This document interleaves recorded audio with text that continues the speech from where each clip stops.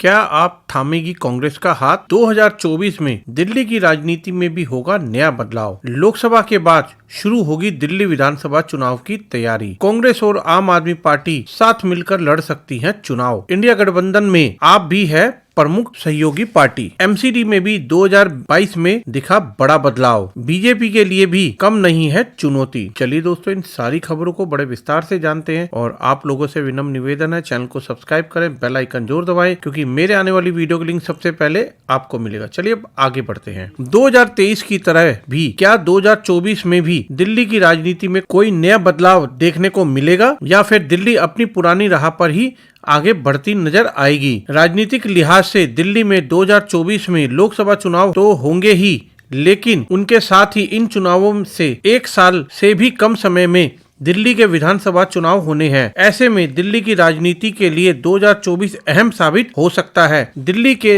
राजनीतिक उठापटक के बीच अगले साल में सबसे महत्वपूर्ण बदलाव अगर होगा तो वह आम आदमी पार्टी और कांग्रेस का मिलकर चुनाव लड़ने का होगा। राष्ट्रीय स्तर पर भले ही दोनों पार्टियों के बीच मिलकर चुनाव लड़ने के लिए सहमति बनी हो, लेकिन दोनों पार्टियों के सामने बड़ी चुनौती भी है।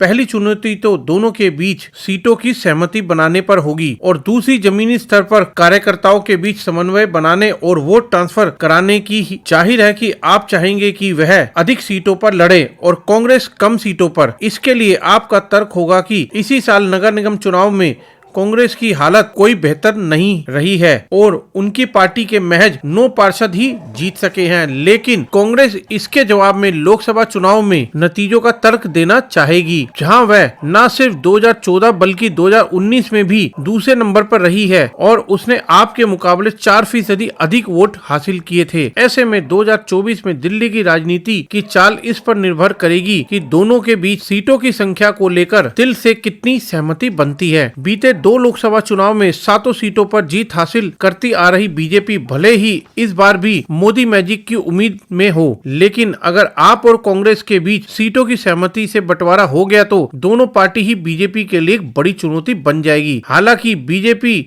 नेता का ये दावा करते हैं कि 2019 में उन्होंने 56% अधिक वोट हासिल किया था, इसीलिए अगर आप और कांग्रेस मिलकर भी चुनाव लड़े तो उनके मुकाबले बीजेपी का वोट 50% से अधिक है। ऐसे में उसके लिए दोनों पार्टियां मिलकर भी चुनाव लड़े तो चिंता की बात नहीं है, लेकिन बीजेपी के लिए चिंता इसलिए हो सकती है क्योंकि अगर इसी साल निगम चुनाव के आंकड़े देखे तो बीजेपी को महज 39% वोट मिले थे, जबकि कांग्रेस और आम आदमी पार्टी का मिला दे तो आंकड़ा 51% बैठा है। ऐसे में अगर आप और कांग्रेस मिलकर चुनाव लड़ते हैं तो दिल्ली की राजनीति में नई राह पर आगे बढ़ सकती है और नतीजों का असर फरवरी 2025 में होने वाले विधानसभा चुनाव पर भी नजर आ सकता है। राजनीति के लिहाज से देखें तो 2022 में भी राजनीति में बड़ा बदलाव ये दिखा था कि दिल्ली नगर निगम पर भी आपने कब्जा कर लिया। बीते 15 साल से बीजेपी नगर निगम की सत्ता में काबिज थी। हालांकि इससे पहले नगर निगम 3 हिस्सों में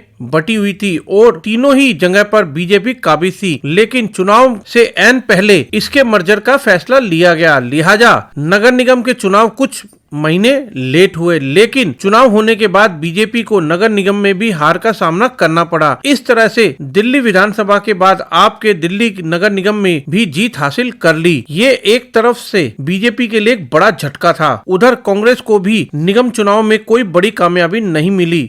9.5% वोट के साथ वह महज 9 वार्डों में ही कामयाब हासिल कर सकी। इस चुनाव के बाद आम आदमी पार्टी में तो संगठन स्तर पर कोई बड़ा बदलाव नहीं हुआ, लेकिन कांग्रेस और बीजेपी दोनों ने ही प्रदेशाध्यक्षों को अपना पद गंवाना पड़ा। कांग्रेस के अनिल चौधरी की जगह अरविंदर सिंह लवली को अध्यक्ष बनाया गया, जबकि बीजेपी में आदेश गुप्ता की जगह वीरेंद्र सचदेवा को पार्टी की कमान दी गई।